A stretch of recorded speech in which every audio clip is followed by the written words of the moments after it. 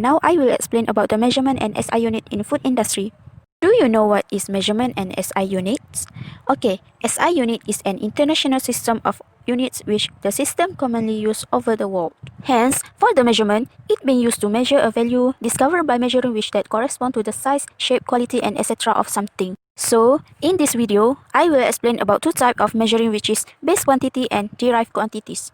For base quantities, it contain height, mass, time, temperature and electric current.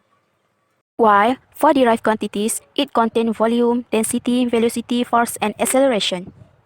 For the last, the appliances that commonly used in this type of measuring are flour counter, rice cooker, refrigerator, mixer, measuring cup, and many others.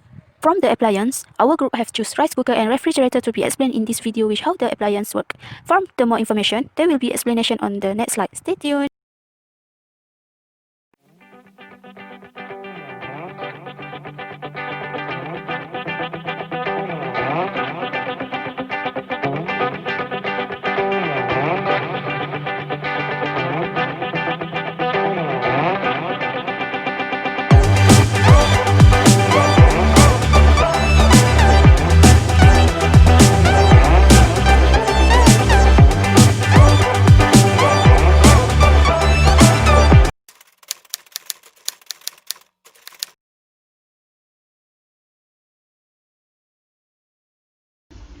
The refrigerant, which is the liquid, will enter the expansion device.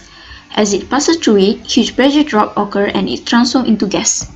As the refrigerant flows around the evaporator coil, it absorbs heat from the food inside. Compressor squeezes the refrigerant and raises the pressure and temperature back to initial value. Now it is a hot, high-pressure gas. Next, the refrigerant flows through the condenser coils on the back of the fridge and it will liberate heat to the surrounding, and vapor converts to liquid. The refrigerant re-enters the expansion device and the cycle repeats.